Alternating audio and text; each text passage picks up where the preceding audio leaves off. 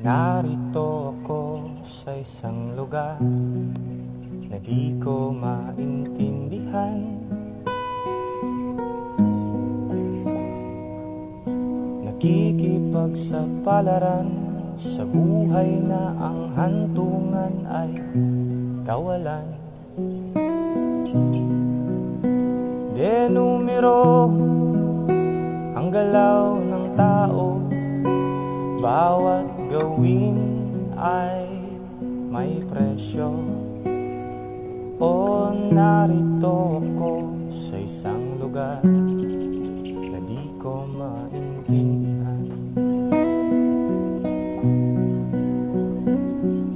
Daing ng tao'y di pinapansin, nililipad ng hangin. Pangkain sa araw-araw ay di malaman paano pagkakaroon.